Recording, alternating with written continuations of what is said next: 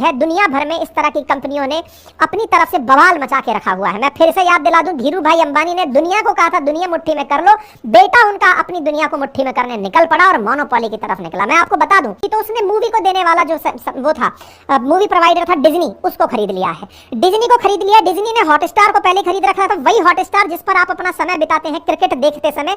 5-5 करोड़ लोग live cricket देख रहे थे साहब हॉटस्टार पर, आज उसको इसने परचेज कर लिया है। यानी पहले इंटरनेट दिया, इंटरनेट का उपयोग करने के लिए आपको फिल्में दिखाई, फिल्मों के लिए आपको डिज्नी की आदत, हॉटस्टार की आदत लगाई, वहीं पर अब आपके लिए इंटरनेट को उपलब्ध कराकर इसने उस कंपनी को परचेज कर लिया। ले आजा भाई तू अब मेरे पास है। तो एक तरह से हॉटस्टार इनके, मतलब आप सोचिए कि देश की हर एक संस्था पर अब इनका कब्जा होता चला जा रहा है, टीवी पर कब्जा होता चला जा रहा है। मैं आपको एक नमूना दिखाता हूं जिससे आपको अंदाजा हो जाएगा।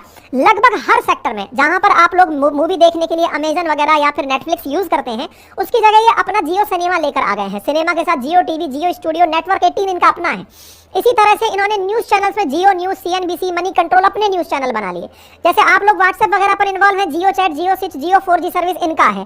गानों के लिए आओ, ये जो बिग बास्केट, अमेजन, फ्लिपकार्ट है, इसको टक्कर देने के लिए जियो मार्ट तक ये लोग ले आए। आप सोचकर देखिए कि अपनी एक आवश्यकता बन चुके हैं कि हमको तो जियो की जरूरत है, और जियो की जरूरत है तो ये हम लोगों के ऊपर जैसा चाहेंगे वैसा प्रयोग करेंगे। यही तो आप देखिए कि अब ये अपनी जियो फाइनेंशियल सर्विसेज लेकर आ रहे हैं। जियो फाइनेंशियल सर्विस आते ही देश की टॉप 5 में पहुंच जाती है। क्यों? क्योंकि इनके पास डेटा है। डेटा है आपका भी हमारा भी। आपके मोबाइल में ऑटोमेटिक फ्लैश कर जाएगा कि जियो आ गया है, आप उसके थ्रू इंटरनेट का यूज कर रहे हैं। जियो फाइनेंशियल सर्विसेज के शेयर 350 रुपए से ऊपर चल रहे हैं।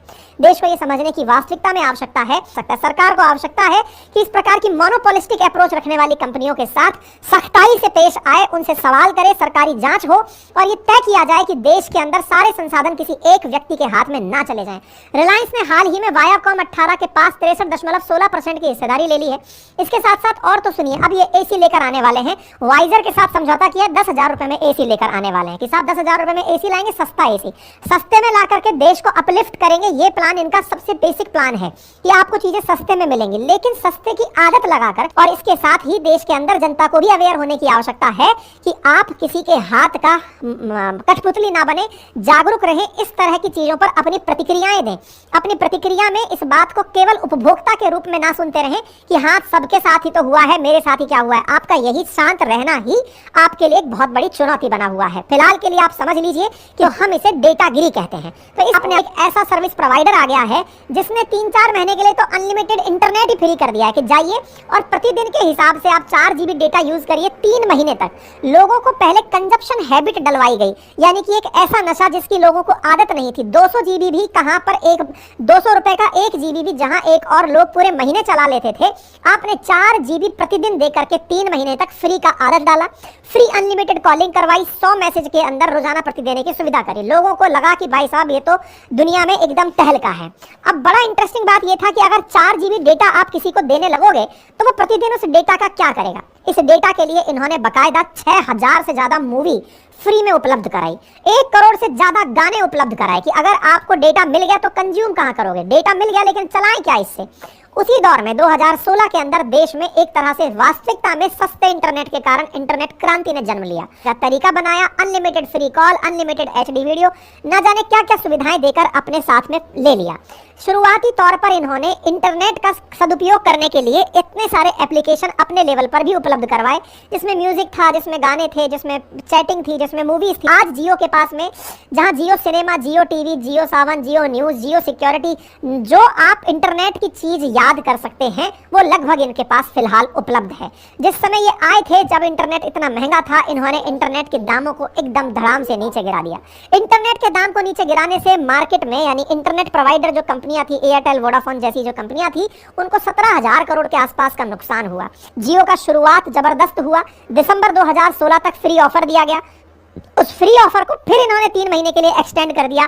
31 मार्च 2017 तक हैप्पी न्यू ईयर ऑफर करके दे दिया, जिसमें अनलिमिटेड डेटा, वॉइस, यानी कि ये लोगों को सस्ते की आदत डाल रहे थे, फ्री की आदत डाल रहे थे। धीरे धीरे लोग इनसे जुड़ते चले गए। हालात ये हुए कि दिसंबर तक ही इनके पास 52 मिलियन सब्सक्राइबर जियो ऐप पर हो गए थे। इनका ये ऑफर चलता रहा। कंपनियों को भी इनकी तरह नीचे उतरकर सस्ते ऑफर्स देने पड़े। फिर जब मार्च का खेल खत्म हुआ तो अगले 12 महीने के लिए आप प्राइम मेंबरशिप ले आए मात्र 99 रुपए में। में कि प्राइम मेंबरशिप ज्वाइन करो, 99 रुपीज में सारी फैसिलिटीज मिलती रहेंगी और अगर इंटरनेट यूज करना है तो उसके लिए फिर एक फीस तय कर दी गई। धीरे धीरे इन्होंने लोगों को पहले सस्ते की आदत डाली, आदत डाल करके इन्होंने प्रॉपर तरीके से इंटरनेट का यूज करते हुए उसका कंजप्शन की हैबिट डेवलप करी। कंजप्शन हैबिट के साथ में अब उनकी इसी आदत का, जैसे एक ड्रग एडिक्ट को पहले ड्रग का हल्का सा डोज चखाया जाता है, फिर उसके बाद में उसको उसकी आदत का ही दुरुपयोग करने के लिए कहा जाता है कि अब तेरी आदत पड़ गई, अब तू खरीद मुझसे। पहले फ्री में खिलाया, अब खरीदने पर मजबूर किया। ऐसा इन्होंने इंटरनेट के साथ किया। साल भर के लिए जो चीजें मुफ्त में थी, अब धीरे धीरे इनके दाम वसूलने इन्होंने शुरू किए। जियो प्राइम मेंबरशिप 99 रुपीज के हिसाब से कर दी और अनलिमिटेड जो डेटा है वो 303 रुपीज के हिसाब से कर दिया। नए तरह के प्लान निकाल दिए लोगों को, लेकिन ये भी बहुत सस्ता लग रहा था। धीरे धीरे इन्होंने ऑफर्स में कहा कि अगर आप जियो मनी यूज करते हैं तो 50 रुपए तक का कैशबैक भी मिलेगा। आपको जानकर आश्चर्य होगा, जियो ने 2017 के अंदर 31 करोड़ रुपए का लॉस बुक किया, जो कि लोगों को देखकर लगा कि यार ये तो बहुत जबरदस्त लॉस कर लिया। सस्ते का माल उतारकर दूसरों को मजबूर कर दिया कि वो खड़े ही ना हो पाए। इसे मार्केट की प्रेडेटरी प्राइसिंग कहते हैं, दूसरों को खा जाने वाली प्राइसिंग कहते हैं। इन्होंने इतना सस्ता कर दिया कि जो भी इनके कंपटीशन में खड़ी हुई कंपनियां थी वो ऑलमोस्ट बर्बादी के कगार पर पहुंच गई। चाहे टाटा डोकोमो हो, चाहे उस समय की एयरसेल हो, लगभग नो कंपनियां देश में उस समय कॉल के लिए उपलब्ध थी, इन्होंने सबको लगभग मट्टी में मिला दिया। ऐसी स्थिति में इन्होंने धीरे धीरे अपने द्वारा फिर फोन भी उतारा, ताकि उस कस्टमर को भी जो इंटरनेट खरीदने का इच्छुक नहीं है, उसे 1500 रुपए का फोन दिया और कहा कि 3 साल तक यूज करो, फिर जाकर वापस पैसे ले जाना, फ्री इंटरनेट मिलता रहेगा। ऐसा करके इन्होंने 5 करोड़ फोन बेच डाले। धीरे धीरे समय बीतता गया, मार्च आता है और मार्च 31 को जब इनकी जियो मेंबरशिप खत्म होती है और उसके बाद इन्होंने अपने मेंबर्स को फिर से एक प्राइस का डोज दे दिया और कहा कि अगर आपको 2 GB डेटा चाहिए तो 98 रुपए में मिल जाएगा। यानी कि अब आपकी आदत को पकड़ा जा रहा था कि आपको पहले सस्ते की आदत में फ्री की आदत डाली, अब सस्ते की आदत डाल रहे हैं, अब आपकी प्राइसेस को बढ़ाते जा रहे हैं। धीरे धीरे इन्होंने प्राइसेस बढ़ाना शुरू किया। प्राइसेस बढ़ाते बढ़ाते इंटरनेट को घरों तक तार से पहुंचाना, जिसे जियो गीगा फाइबर कहते हैं, उसकी शुरुआत की। इंटरनेट को जियो गीगा फाइबर के माध्यम से घर तक पहुंचाया और धीरे धीरे इन्होंने अपने द्वारा सारे वो काम गिनाने शुरू किए कि हम जब आए तो हमने देखो 200 रुपए का डेटा 5 रुपए में उपलब्ध करा दिया। लोगों को ये 5 रुपए भी कम लगने लगा।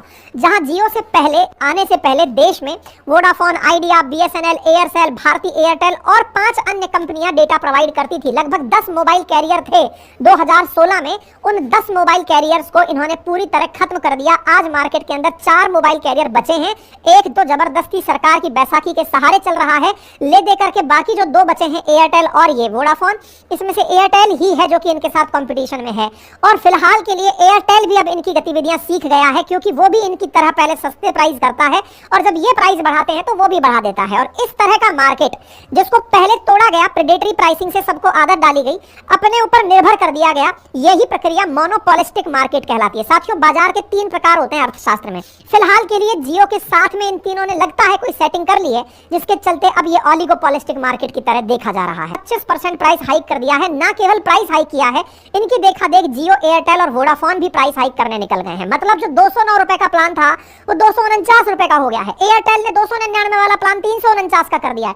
वोडाफोन ने 269 वाला प्लान 299 का कर दिया है। यानी इनकी होड़ा होड़। आप सोचिए कि आप 140 करोड़ लोग आज 3 कंपनियों के हाथ की कठपुतली बन गए हैं। वही बीएसएनएल भाई साहब नहीं लगेगा, सरकार के द्वारा दिए गए प्यार से कहीं बेचारा कोने में पड़ा हुआ है, लग ही नहीं रहा है कि उसको लिफ्ट करने का प्रयास किया जाए। हो सकता है ये भी कहा जा सकता है कि अगर सरकार अपनी तरफ से बीएसएनएल को जियो के बराबर टक्कर देने के लिए खड़ा रखती तो आज मार्केट में एक ऐसा प्लेयर होता जो इस प्राइस हाइक को रोकने के लिए पूरी तरह प्रयास करता। यही कारण है कि लोग अब बीएसएनएल के पोस्टर लगा रहे हैं कि भाई फिर तो बीएसएनएल ही अच्छा है जो इतने रुपए में दे रहा है। अब लेकिन लोगों को अच्छे की आदत पड़ गई है, 4G नेटवर्क की आदत पड़ गई है और ये सरकारी बैसाखी के सहायता से चल रहा बीएसएनएल आज भी भाई साहब नहीं लगेगा कि लड़ाई लड़ रहा है। लग रहा है कि इसको तो बिल्कुल दीनहीन स्थिति में छोड़ दिया गया है।